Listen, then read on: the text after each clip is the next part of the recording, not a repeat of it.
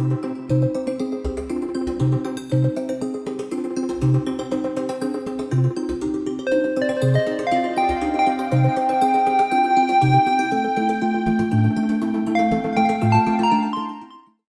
Michel. Bonjour Réa. Merci beaucoup d'avoir accepté cette petite interview. Nous sommes à Strasbourg au 18 avril 2024. Pourquoi nous sommes chez toi? Pourquoi j'indique ça? Parce que parfois, comme on dit, les montages des vidéos durent entre 6 mois et 1 an. Donc, pour savoir quand on a fait réaliser ça. Est-ce que tu peux parler de toi un petit peu, s'il te plaît? En toute modestie, je suis passeur de livres de prose, mais quand j'ai du temps libre, je suis aussi passeur de poésie.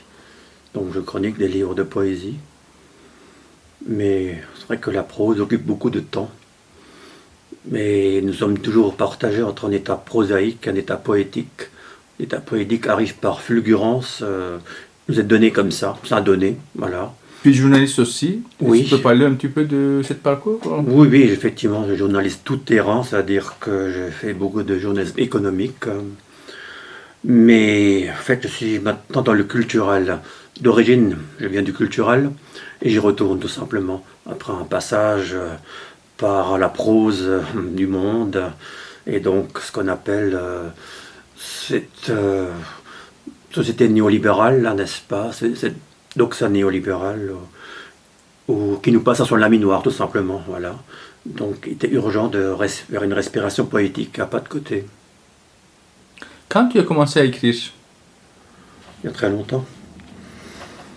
Mais à vrai dire, je ne saurais dire, parce que j'ai commencé à poétiser et à rimailler certainement à la puberté, sans souci de publier quoi que ce soit. Et c'est que beaucoup plus tard qu'on m'a passé commande de livres de journalistes sur des artistes, des livres d'histoire de l'art, des livres industriels, des livres d'entreprise, etc.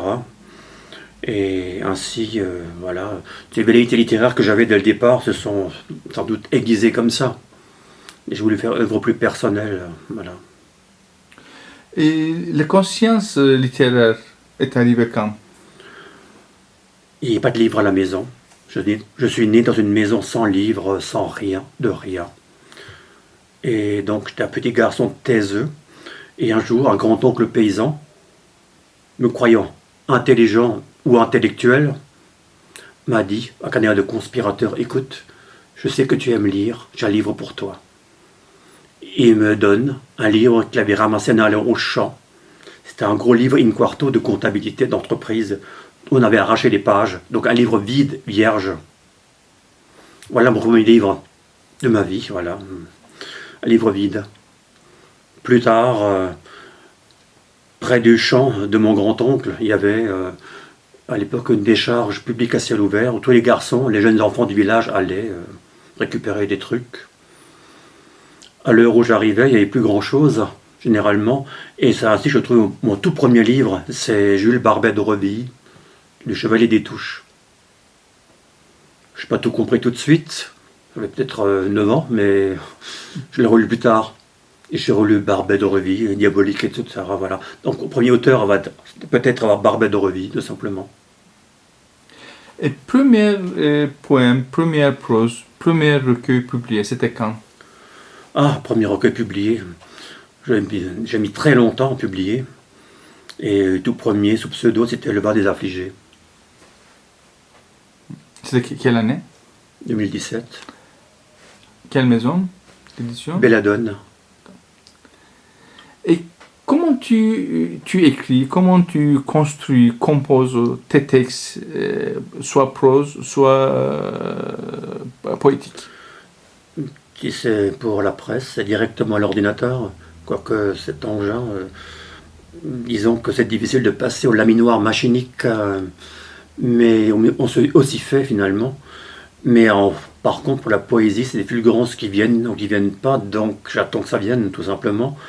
D'être saisi par une évidence poétique, et là, je dois avouer que c'est pas à la main, quoi. C'est au renoue avec l'écrit, le papier, le toucher d'âme sur papier. Et les auteurs qui t'ont marqué, qui t'ont inspiré? Julien Gracq,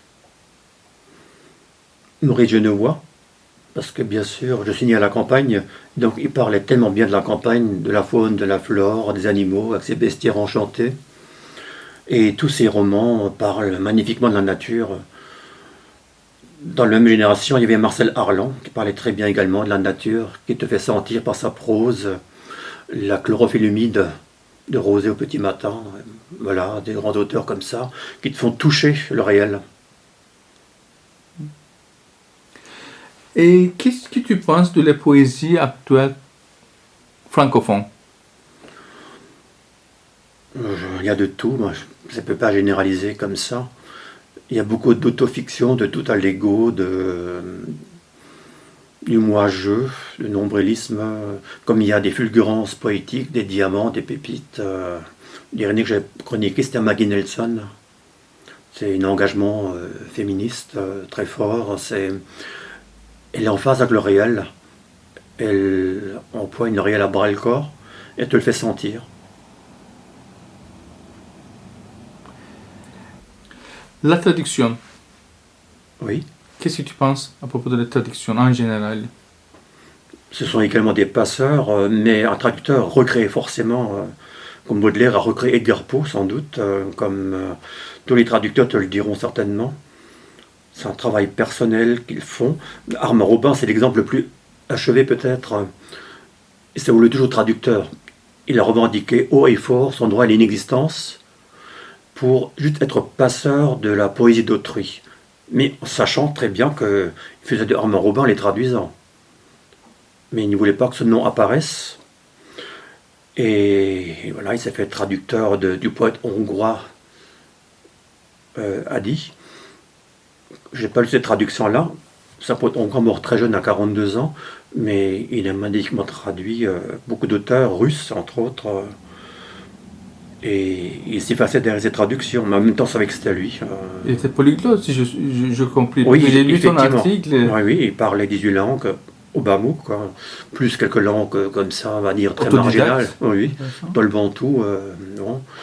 Et bon, à vrai dire, pour faire des émissions, parce qu'il était écouteur de radio, c'est-à-dire il a créé son métier d'écouteur de radio international. Il a commencé par le russe. Il était communiste. Donc il se sentait attiré, aimanté vers la Russie, la mère de toutes les utopies, enfin plutôt cette utopie-là qui est en train de se réaliser, pensait-il, en 1933. Donc il a passé l'été 33 là-bas, à faire les moissons, et à écouter les émissions de propagande, a été classé jusqu'aux os en entendant ces genres d'émissions. C'est là qu'il a commencé à comprendre ce qu'est la fausse parole. D'où ce recueil beaucoup plus tard sur la fausse parole en 1953, à la mort de Staline justement. Et il a dit, ben voilà, le danger qui guette nos sociétés occidentales. Il l'a vu. Voilà, en Russie pendant cette période-là staliniste. Est-ce que tu peux parler un petit peu de ton métier journaliste et les relations entre ces activités journalistiques et littéraires? Est-ce qu'ils sont séparés ou bien liés une et l'autre ou... Forcément liés à des vases communicants et des passerelles. Puis un temps, j'allais à des conférences de presse. Donc c'était des grands-messes de communication, comme on dit. Et voilà, je recueillais les propos tenus et je faisais la synthèse avec le dossier de presse. Mais en même temps, donc, je commençais à écrire des nouvelles, des contes qui parlent d'aujourd'hui, bien sûr, parce que la forme narrative du conte nous parle de notre destinée depuis toujours, des invariants anthropologiques de l'humanité, et propre à bien montrer que il y a des structures narratives permanentes dans le temps. En fait, ça remonte sans doute à la Perse antique. Tous les contes que nous connaissons de Perrault, de Andersen, ça remonte tout simplement autour de Zoroastre, même structure narrative. Et j'ai senti vaguement tout cela, avant d'avoir lu Prope, que je renouais avec un bassin de vie, un bassin symbolique, un réservoir symbolique, une grande matrice narrative comme ça. C'est plus moi mon ego qui écrit en fait, c'est simplement que je me laisse traverser où ça passe à travers. Dans ce cas, je vais à mon instrument comme un roseau laisse passer le vent, n'est-ce pas? Ou bien ça passe plus, et alors il faut faire autre chose, il faut faire de la prose à nouveau, il faut faire du journalisme, de la prose utilitaire. Qu'est-ce que tu penses est-ce que la poésie, est-ce que l'art est un besoin, une nécessité pour les gens, pour les autres? Oui, c'est absolument vital, comme bien sûr, comme le pain de vie.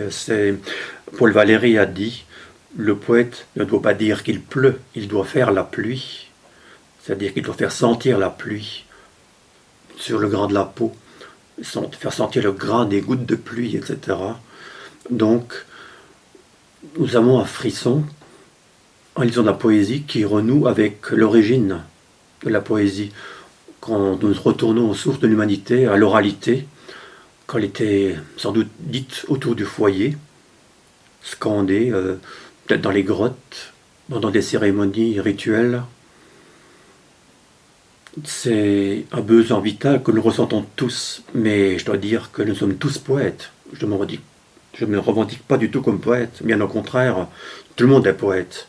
Tout le monde ressent ce besoin de beauté. Par exemple, celui qui se lève aux aurores pour faire son pain, pour nourrir l'humanité, c'est un poète. Il est motivé pour faire ce qui doit être fait. Et le photographe qui se lève de bon matin pour faire une photo une macro-photo, et qui veut saisir l'instant où une campanule s'ouvre sur l'insecte qui a passé la nuit dans sa corolle, pour faire tant de guet et saisir cet instant-là, c'est un vrai poète. Et le rendre par la technique, bien sûr, par un appareillage qui est censé l'appareiller au réel, mais il le fait sentir par l'image. D'autres, c'est des mots, ou c'est un travail bien fait, ou le viticulteur qui fait un vin nature, sans intrants chimiques, etc. Tout se tient dans le vivant. Est-ce que tu peux me dire, en tant que journaliste, déjà, parce que tu es plus sensible, la littérature et l'art à la Grande Est, comment ça fonctionne? Est-ce que ça marche bien? Est-ce qu'il y a des institutions? Est-ce qu'il y a des revues? Est-ce qu'il y a des marchés? Il y a la revue alsacienne de littérature, bien sûr, triphonique, dans les 3 langues, donc. Il y a bien sûr d'autres revues plus confidentielles, et des revues qui vont se créer encore, d'autres ont disparu. Moi-même, je pensais en créer une, etc. Donc, il y a une littérature qui se cherche. Maintenant, tu sais peut-être que le plus grand écrivain qui vit en Alsace, le plus connu dans le monde entier, s'appelle Fatou Diom. Et donc, après, quel est le livre qui se vend le plus en Alsace?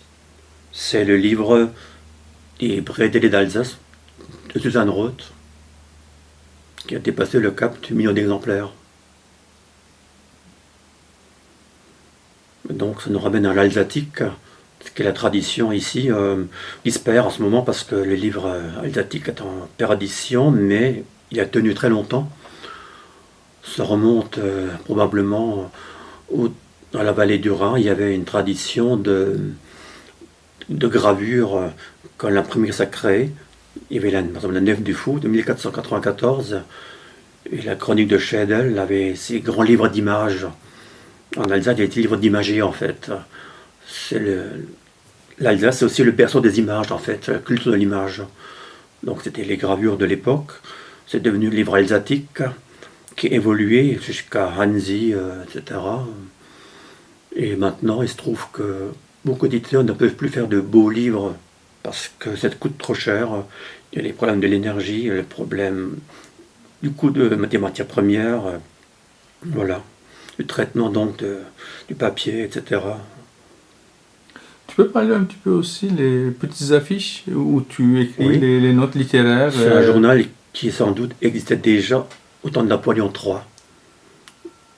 Est-ce que j'ai vu des exemplaires de ce journal, mais pas, disons, pour le sourcer officiellement, c'est très difficile.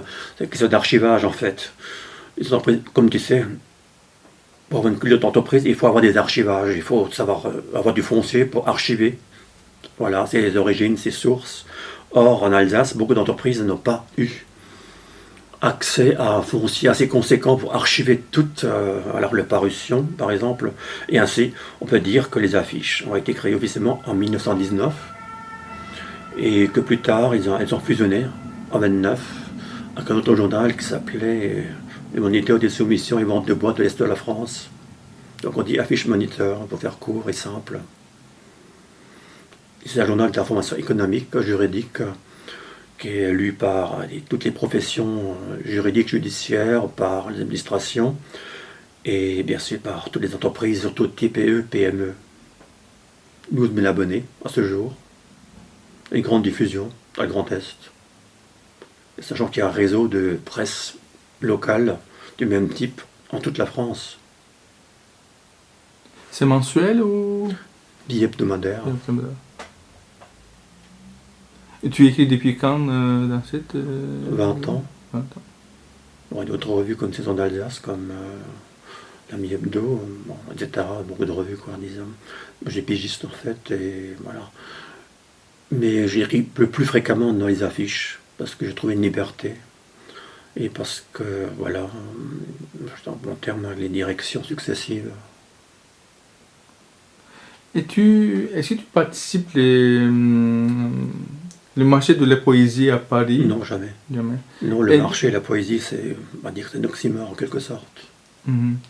Et comment dire, les salons de livres, salons littéraires Oui, il en m'arrivait de Alsace, devoir aller des salons du livre, quand il y avait des livres de commande à défendre, oui. Et là, effectivement, il y avait un public. Ce sont lesquels les grands événements littéraires en Alsace, en Grand Est? Il y a le salon de Colmar, devenu le festival de Colmar. Il y a celui de Saint-Louis, qui est un tropisme parisien. Maintenant, il y a d'autres salons. En fait, chaque commune actuellement fait son salon, sauf Weiersheim, Erlenheim, Welsheim. Ça s'appelle jusqu'à Plombières. Le dernier salon date, c'est à Plombières, dans les Vosges. Mais à Strasbourg, il n'y a rien, je crois, non? Si, il y a des salons. Il y a différents salons d'ailleurs, dont le salon alternatif également. Ah oui. D'ailleurs, puisque nous sommes là, le 17 avril, il y a le 20 avril, il y a un salon au Molodeuil qui s'appelle La Chèvre. C'est un salon, on peut dire, d'engagement social, sociétal, de lutte écologique, avec des auteurs voilà, écologiques qui défendent vraiment voilà, la véritable écologie. Mais il n'y a pas un événement consacré que la poésie, je suppose, n'est-ce pas? Ce sont toujours... Pas encore, non. Il y aurait bien sûr un projet souhaité de maison de la poésie, puisque Strasbourg est la seule ville ne pas en avoir encore de maison de la poésie. Merci beaucoup, Michel. Merci Réa. Voilà, donc là c'est Le temps se repose du recueil Zone Blanche. Le temps se repose entre les lignes de désoverdose. Le chat descend l'escalier comme une grande personne apprivoisée. Le jardin grandit dans tes mains. Où seras-tu demain? Tu ramasses, sans y penser, un pauvre instant oublié. Le soir allège exténué vers le rien ou l'inespéré. Le temps se repose au cœur de la rose. Ta vie coule vers son demain. Le bleu t'emmène si loin, avec le vin, sait-on jamais. La jeunesse se rit en son velin. Ton temps t'appartient, tu ne doutes de rien, ni des grands soirs de feu, ni de l'âme nue des roses bleues. Ta vie s'étend aussi loin que s'arme la joie au creux de ta main. Demain nous appartient. Naître ou ne pas naître, juste pour paraître, et puis disparaître. Nous ne voulons pas être dévorés par le rien, mais on nous veut tellement de bien. Demain nous appartient. Mourir, c'est rien. L'argent, c'est juste moins que rien. Tuer pour en avoir, ça ne fait pas ton bien. Le vrai du veau, c'est pas ta vie de chien. Si pour de vrai nous faisons lien, ça fait un chemin vers demain. Tiens, l'argent ne coûte plus rien. Le jeu, c'est de te déposséder de ta liberté bien frappée, de tarir la lumière du jour pas encore levée. Te laisse pas dérober la réalité. Demain t'appartient en vérité. tu avais expiré cette étoile de sang. C'était du temps, payé comptant, où tu étais plus vieux, sous la splendeur navrée des cieux. C'était demain en mieux. Là où il n'y a pas de feu, il n'y a pas de lieu. Là où tu fais un lien, ça va, ça vient, vers plus de bien. Demain t'appartient. Tant qu'il restera une rose, nulle vie ne sera close sur le mensonge injecté en toute chose. Allô, quoi, tu veux ta dose? Tes pieds connaissent le chemin entre le début et la fin de ce qui nous tient. Pas de lieu sans feu, pas de bien sans lien, pas de demain sans ce refrain. Ta vie t'appartient.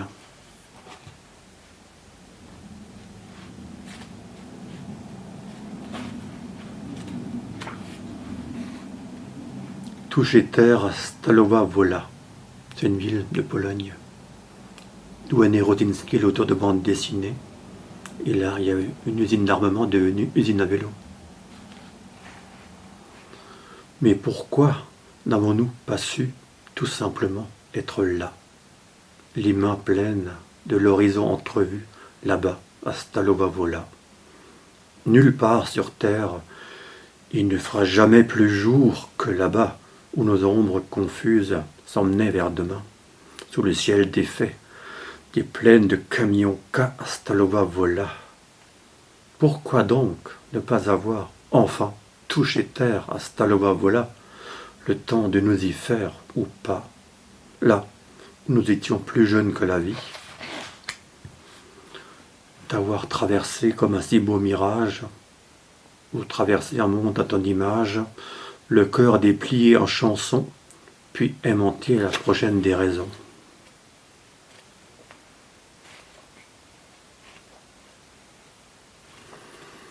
Tiens, pourquoi pas le premier du recueil? Enfin, un extrait. C'est un peu long, hein, donc voilà, je me livrerai un extrait. Tomber le ciel. Il neige des nanoparticules et du plastique se n'en matricule. Quelles lèvres parleront le bleu, si nu, si cru, du poème retenu? La terre n'a pas entendu, la vie n'a pas attendu. Tu tombes le ciel, tu pulvérises nos prisons de fiel, juste là où nous avons pied perdu, de tout ce qui se sent désert sans toi, de tout ce qui veut passer au pressoir de ta Shoah, juste là où il nous est fait selon notre foi. La vie s'en va, sans éclat. Tu surgis là, où se perdent nos pas.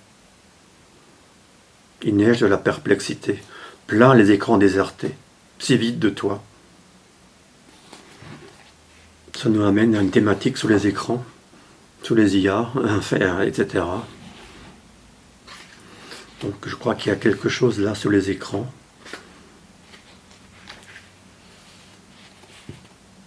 Voilà, ça s'appelle « T'es-tu jamais vu naître en cadavre ?» Il te regarde, l'écran toujours allumé, sur la moindre opportunité, comme un cadavre déjà détroussé. Tout de ton monde a déjà été prédaté. L'espérance est morte de toute éternité. Tu veux vraiment savoir qui l'a tué? Ta planète flanche, là où la douleur se danse, mais voilà, la finance, elle s'en balance. Alors tu as vu un signal d'une exoplanète, certes pas des plus nettes, dans la constellation de Cassiopée. Elle n'avait même pas été déclarée. Tu penses y avorter d'un douleur d'être né, ou juste laisser ton cœur s'y absenter? Bon, c'est un extrait en fait. Je ne vais pas te plomber le moral parce que parfois il y a des constats journalistiques qui affleurent entre les lignes.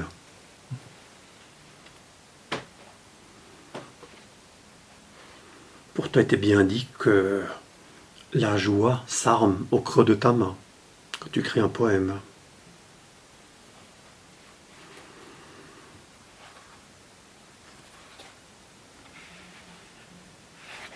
Bon, il y en a qui s'appelle Vertige Poésie. Ça dépend comment tu écris poésie, là. Rose rouge cause toujours toute une vie pour s'exhaler en amour contre le gris larmoyant du jour. Toucher l'abîme sans parachute doré pour ceux qui s'y seraient voués, ou redécouvrir l'étonnement d'être là, pour ceux qui ne s'y feraient pas. D'un pas sans coup bas, toute une nuit jouée à cartes truquées, pour être amour, rien qu'amour, soustrait à la buée des noyés. Voilà un extrait en fait.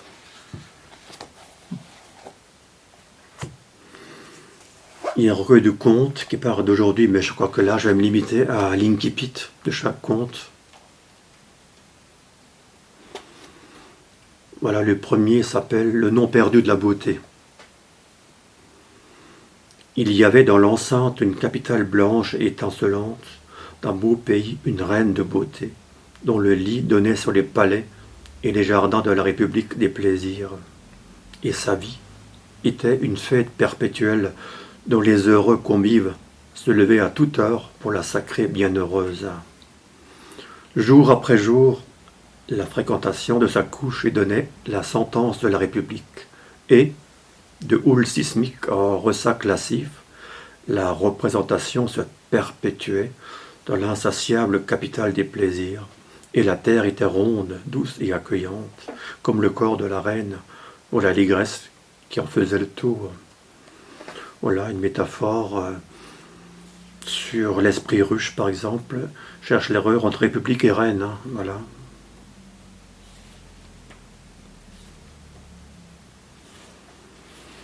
On a retrouvé le printemps.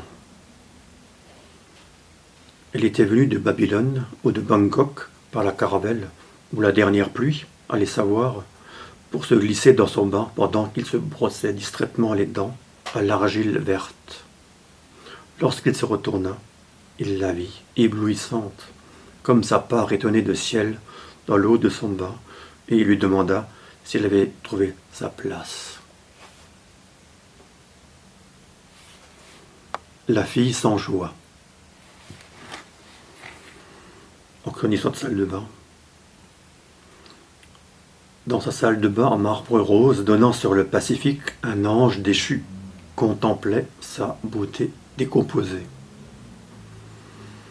Alanguie dans son bain, aux essences de girofle et de cannelle, Zara diva, surpris dans son miroir vénitien, une ride amère au coin de sa bouche, à l'angle de son sourire inaltérable, tandis que montait de sa peau mouillée, comme une odeur de cendre et de terre brûlée.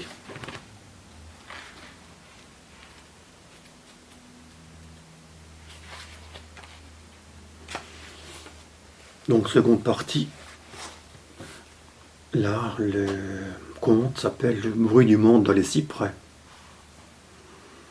Dans les jardins de son palais, envahi d'ombre et de souvenirs de fêtes anciennes, un vieil homme revenu de tout et de partout regardait la lumière du soir descendant sur les cyprès. C'était, il le savait, la lumière d'un tout dernier été au soir d'une si longue vie. Et le vieil homme parmi les ombres attendait encore le visage qui, au-delà de la bienveillante alternance des jours et des nuits, lui ouvrirait enfin le monde, enfin ce qui lui en restait, vu du palais qui venait de s'offrir.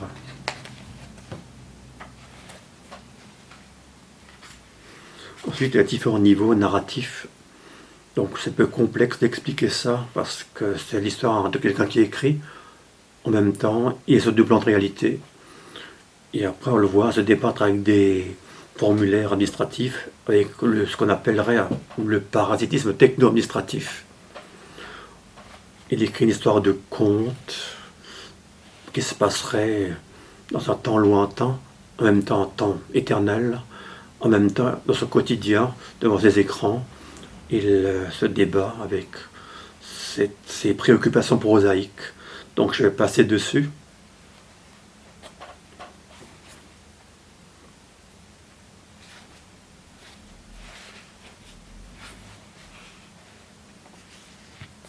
Belle au soleil.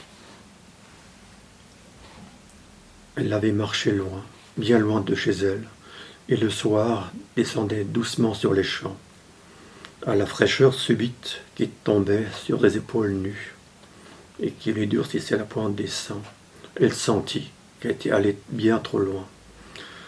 Il était plus que temps de revenir sur ses pas vers la meule de foin où il avait dissimulé ses vêtements.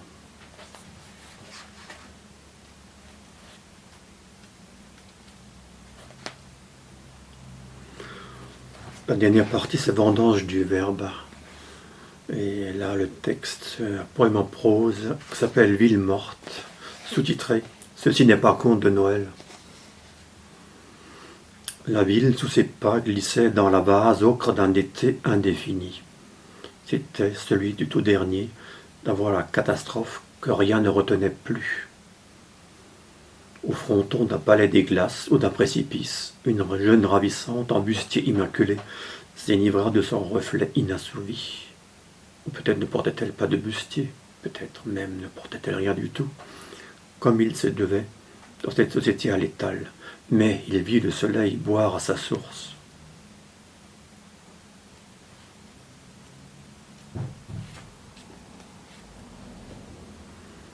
Dernier recueil, enfin le dernier titre du recueil, c'est Sans feu ni lieu. C'est un homme qui cherchait juste droit de cité, quelque part où voir le soleil se lever par-dessus les toits, ou s'allumer dans les consciences. Voilà, on va rester là. Je dois parler. Merci beaucoup, Michel. Merci à toi, Réa.